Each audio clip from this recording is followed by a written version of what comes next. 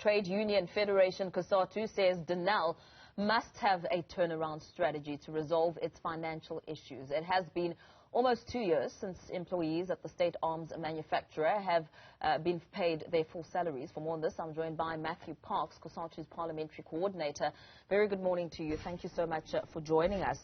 Another bleak Christmas for Denel employees. Exactly how bad is the situation? It's simply unforgivable. It's inexcusable.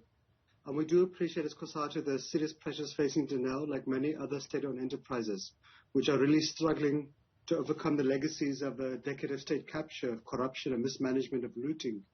But what we've seen is that the workers at Denel are paying the price.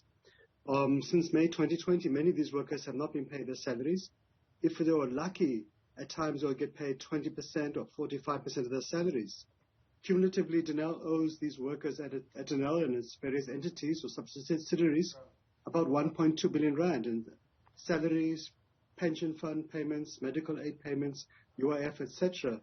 So it really is a painful period. The impact upon these workers is horrendous. Many have lost their houses, they've lost their cars, their property. Some workers have been forced to sleep in their cars because they don't have a home to sleep in. We have received reports of workers who have committed suicide. Many have simply given up ever expecting to get their salaries and have moved on to other companies which will pay for them.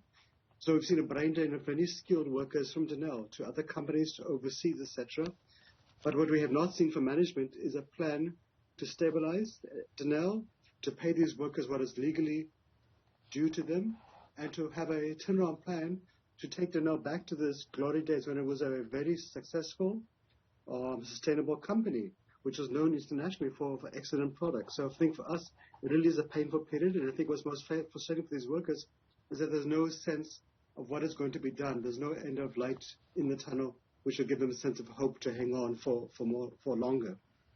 And what are some of the solutions that you have in mind, especially considering what we heard from Auditor General Zakani Maluleke when it comes to the nature of SOEs, saying that the financial struggles of SOEs are far from over, and also speaking to executive oversight as being noted to be missing in action?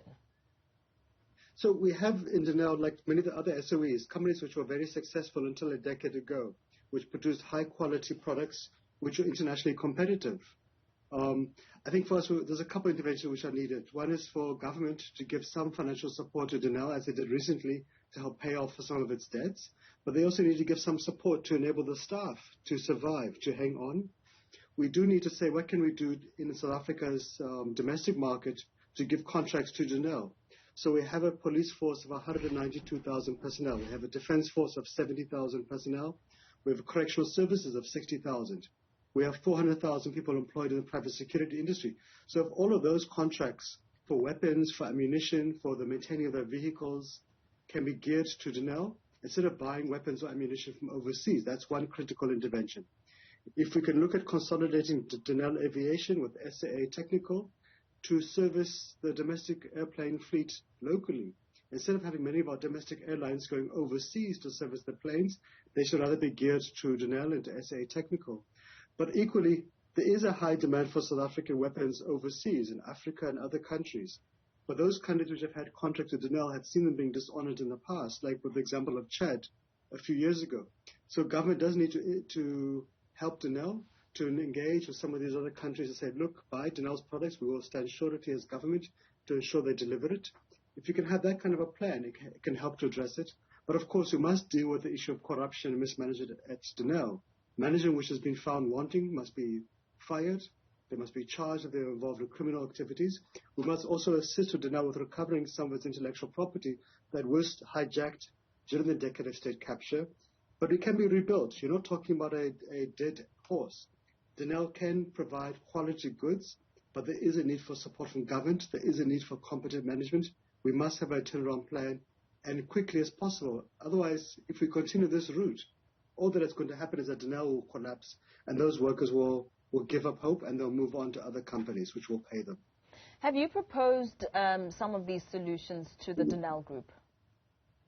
We've had engagement as Cosatu with government, with the ANC, with Alliance. We've raised issues at Parliament and NEDLAC in public discourse. Our unions, including those inside Cosatu and outside of Cosatu, have made numerous proposals to Denel's management. I think part of the frustration of the unions at Denel specifically is that they feel management does not engage, does not honor its commitments, does not engage in good faith. And that's why you're now seeing some of these unions taking Denel to court to attach their property, because they have simply tried their level best to engage the management and they found that management is not responding. But look, as unions, we have to keep pushing these issues until these issues are resolved. They don't happen overnight, but we need to see from Denel a seriousness that is going to resolve these issues and not going to allow the ship to collapse. We also need to see government, and we appreciate the huge fiscal pressures facing the state on many fronts, on many SOEs, but we do need to see government also putting pressure on Denel to say, what is the plan to fix this company, to restore it? Otherwise, we're going to see workers continue to pay the price, the families continue to suffer, the children suffering, and it's going to get to a situation where these companies will simply collapse, like we saw with SA Express last year. And we don't think we can afford that as a nation. These are critical sectors of the economy. Denel has got huge skills. It can make a positive contribution, not just to the armament industry, but to many other specialized parts of the manufacturing and industrial sectors in the economy. Very well. Let's leave it there for now. Thank you so much for that.